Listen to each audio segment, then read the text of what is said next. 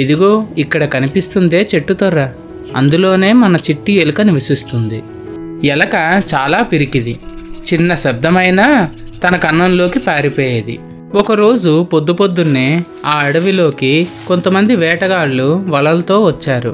పాపం వాళ్ళు అక్కడున్న అన్ని జంతువుల్ని వలల్లో బంధించేశారు. వాళ్ళు ఊహించిన దానికన్నా ఎక్కువ జంతువులు చిక్కడం వల్ల వాళ్ళ ఆనందానికి అవధులు లేవు. ఎలక మాత్రం బయటికి రాకుండా తన ఇంట్లోనే భయపడుతూ ఉండిపోయింది.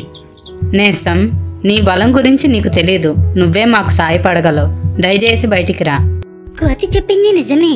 నా ఫ్రెండ్స్కి అవసరమైనప్పుడు నేను ఇలా ఇంట్లో దాక్కోవడం కరెక్ట్ కాదు. ఆహా, వాళ్ళు మిమ్మల్ని ఇక్కడ దాచారన్నమాట. మిమ్మల్ని కాపాడడానికి వస్తున్నాను ఫ్రెండ్స్. ఎలుక గుట్టుచప్పుడు కాకుండా అడుగులో అడుగు వేసుకుంటూ నెమ్మదిగా వల దగ్గరికి చేరుకుంది. ఇంకేముంది, ఎలక తన సూది పళ్ళతో తాళ్ళని కచ్చా కొరికేసింది. ఎలక దెబ్బకి వలంతా ముక్కలు ముక్కలుగా తెగి పడిపోవడం మొదలైంది. వల తెగిపోవడంతో జంతువులన్నీ ఒకదాని తర్వాత ఒకటి హుటాహుటిగా పరిగెట్టడం మొదలుపెట్టాయి. వేటగాళ్ళు విందు ముగించుకొని వచ్చేసరికి జంతువులన్నీ అక్కడి నుంచి పారిపోయాయి. ఎంతో ఆనందంగా జంతువులన్నీ తిరిగి వాటి ఇళ్ళకి సురక్షితంగా చేరుకున్నాయి.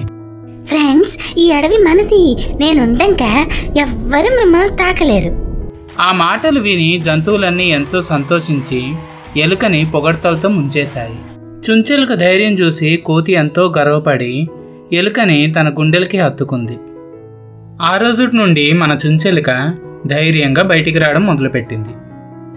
భయపడకుండా ధైర్యంగా మనం అడుగు ముందుకేసినప్పుడు ఎంతటి ఆపదనన్నా జయించవచ్చు. ఇంతకీ మీరేమనుకుంటున్నారో కింది కామెంట్ సెక్షన్లో మెన్షన్ చేయండి. అలాగే మీకు ఈ వీడియో నచ్చినట్టయితే గనక ఈ వీడియోని లైక్ చేసి నా ఛానల్కి సబ్స్క్రైబ్ చేసుకోండి. మళ్ళీ మనం వచ్చే వీడియోలో కలుద్దాం.